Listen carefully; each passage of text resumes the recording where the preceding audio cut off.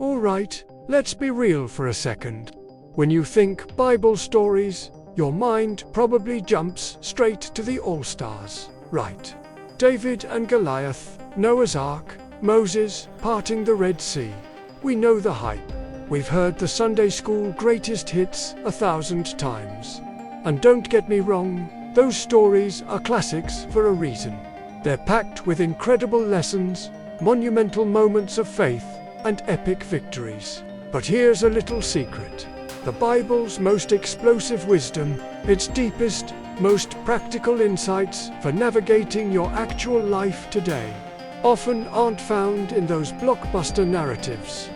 No, we're talking about the forgotten corners, the side plot underdogs, the unexpected side quest stories tucked into chapters most people, let's be honest, probably skip. These aren't the stories that make it onto the felt board or into the children's picture books. They're often just a few verses, a quick cameo, a blink and you'll miss it moment that, when you actually lean in and pay attention, unlocks a whole new level of understanding. Today, we're unearthing 3 of these hidden gems. Each one packs a punch, offering a modern-day operating manual for some of life's biggest challenges. How we build lasting relationships, how we cultivate unwavering resilience, and how we discover our unique purpose in a world that often tries to squeeze us into a mold. So, stay with me on this one, because by the end of this, you won't just have heard 3 cool Bible stories. You'll walk away with 3 practical, actionable tools. These aren't abstract concepts. These are strategies you can deploy before dinner tonight. Strategies that can genuinely change the trajectory of your week, your relationships, even your sense of self. Ready to dig in? I promise, it's worth it. Let's kick things off by traveling back, way back, to ancient Israel. Picture this. A devastating famine has swept across the land, leaving desolation in its wake. In this backdrop of despair, we find 2 women, Naomi and Ruth, walking a road that frankly leads nowhere good. They're both widows, stripped of their husbands, their security, their future. Naomi, older, has lost everything. Her husband, her 2 sons, she's not just grieving. She's bitter, heartbroken, and ready to live out her remaining days in isolation, convinced that God himself has turned against her. She even changes her name to Mara, meaning bitter. Can you imagine that depth of despair? Ruth, on the other hand, is Naomi's daughter-in-law. She's a Moabitess, a foreigner, which means she's already an outsider, culturally distinct from Naomi's people, the Israelites. And now, she's a widow too. From a purely practical, cultural standpoint, Ruth has 0 obligation to stick around. Her husband is gone. She could, and many would argue should, return to her own family, her own people, and try to find a new life for herself. It would be the logical, self-preserving choice. But that's not what Ruth does. Instead, she delivers what might just be the single most quoted loyalty line in history. It's a declaration that echoes through the centuries. Where you go, I go. Your people are my people. Your God is my God. Ruth 1:16. Now, if you've heard this before, you might be thinking, oh, that's a beautiful marriage vow. And yes, it is often used that way, and for good reason. But I want you to stop reading this as just a polite declaration of love or a romantic commitment. Ruth, in this moment, didn't just utter some sweet words. She invented what modern psychology would call the all-in relationship strategy. She's demonstrating unconditional positive regard before anyone even had a name for it. Think about it. She's not saying, I'll go with you if things get better. She's not saying, I'll stick around until a better offer comes along. She's saying, I am choosing to bind my future to yours, even though, if I were to pull out a spreadsheet and calculate the return on investment for my life, This looks like a terrible, absolutely illogical investment. She's committing to a relationship that on the surface offers her nothing but hardship, uncertainty, and the burden of caring for a grieving, bitter old woman in a foreign land. And here's why this is so incredibly relevant to your relationships today. UCLA studies and countless other sociological and psychological research consistently show that relationships, whether they're romantic, familial, or even professional, last and thrive when at least one person proves they will show up, truly show up, even when the return on investment looks grim.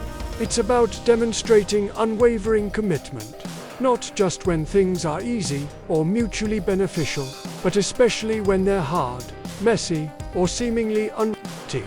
Ruth demonstrates this principle by going first. She doesn't wait for Naomi to be less bitter or for her circumstances to improve. She initiates the loyalty, and by doing so, she triggers a reciprocal loyalty loop. Her actions speak volumes, and they aren't just words. She follows through with consistent, tangible action. She gleans grain in the fields, performing back-breaking labor to provide for them. She navigates a dangerous, foreign city, putting herself in vulnerable positions. She even pulls a smart, respectful, almost corporate-level move by discreetly approaching Boaz, a wealthy landowner, for help and protection within the cultural norms of the time. The payoff for this radical loyalty, it's not just a happy ending for Ruth and Naomi. It's a new family line, a legacy that extends far beyond her wildest dreams, ultimately leading to King David and, centuries later, to Jesus himself. Not bad for a first-generation immigrant who started with nothing but a loyalty manifesto and the courage to live it out. Her story, as the research context points out, encourages steadfastness in relationships and faith, reminding us that small acts of loyalty and faith can have a far-reaching impact. Your takeaway from the Ruth Protocol. Pick one relationship that feels like it's fraying, or one where you feel a disconnect. It could be with a parent, a partner, a friend, a co-worker, or even a community member. For the next 7 days, try the Ruth Protocol.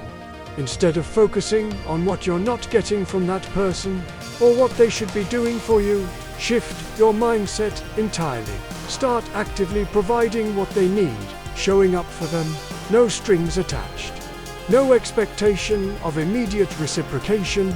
It might be an act of service, a listening ear, a word of encouragement, or simply being present without judgment.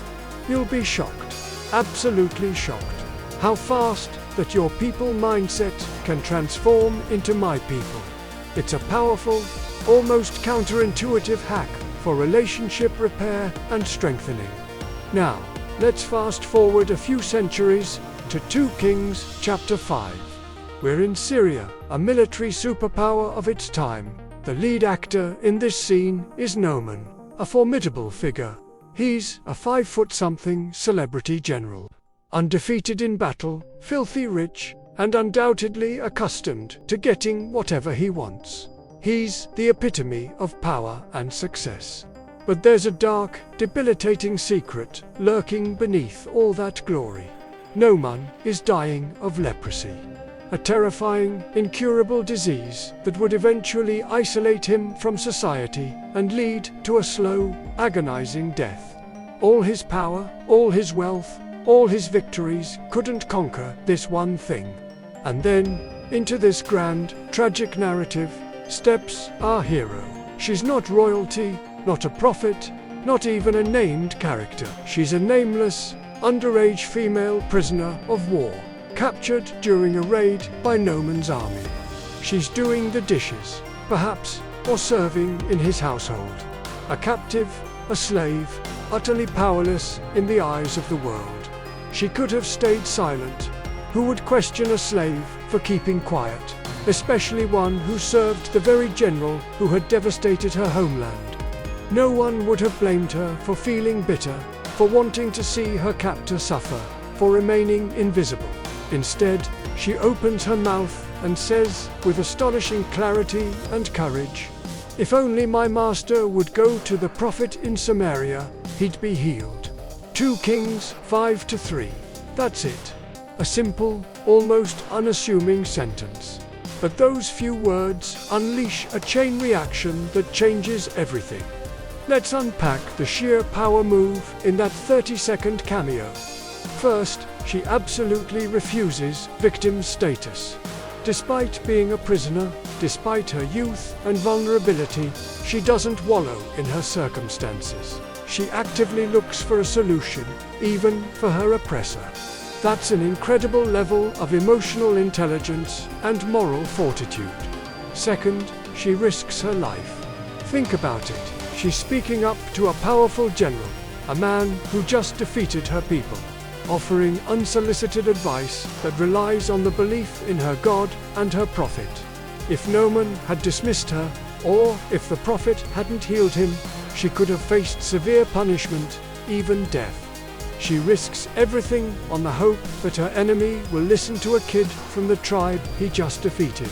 And third, she speaks those 2 powerful words, "if only." Just 2 words, 3 syllables, but they are a spark. They don't demand, they don't accuse, they simply open a door to possibility.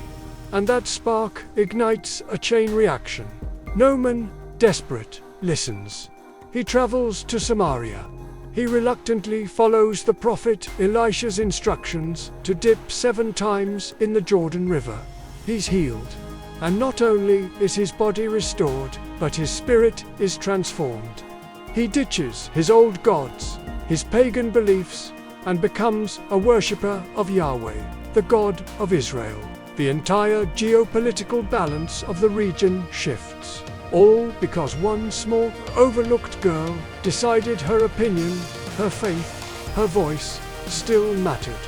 What's the modern application here? A 2023 Gallup study found that the #1 predictor of resilience, that incredible ability to bounce back from adversity and thrive, is what they call agency.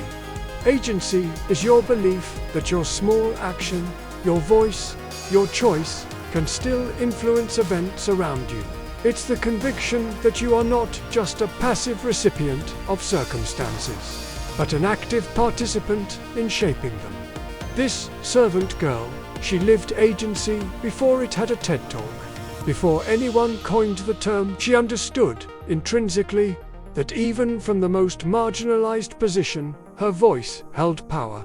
So, I challenge you to try the servant girl challenge. Identify one situation in your life right now where you've told yourself, "I'm not the person who can fix this," or "my voice doesn't matter here." Maybe it's a problem at work, a misunderstanding in your family, an injustice you see in your community. Now, speak up. It doesn't have to be a grand speech. It could be sending that well-thought-out email to HR, even if you're nervous. It could be offering an idea in a meeting where you usually stay silent. It could be the courage to apologize first, even if you feel wronged. It could be sending that tweet, sharing your perspective respectfully. 10 words from a hostage rewrote a national history and transformed a powerful general. Imagine what your words, your small act of agency, could do. Your voice counts too. Don't let your perceived status, or lack thereof, silence the powerful truth you carry. Finally, let's journey into the rugged, chaotic world of the Book of Judges. This period of Israelite history is a bit of a Wild West, full of heroes who are, shall we say, unconventional. And among them, we meet Ehud, Israel's most delightfully unexpected savior. Here's the background. The nation of Israel is once again under the thumb of an oppressor. This time, it's Moab, led by their king, Eglon. And Eglon isn't just any king. The Bible describes him as very fat. This isn't just a physical detail, it hints at his excessive lifestyle, his indulgence, and perhaps a certain sense of complacent invincibility.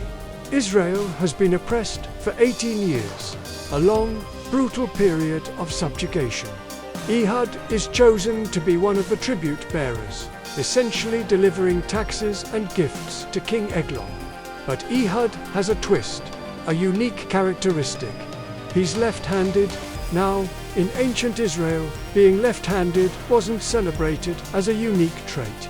It was often considered a minor defect, an anomaly, something a little off. Imagine showing up to an important meeting with a broken GPS or a slightly mismatched shoe.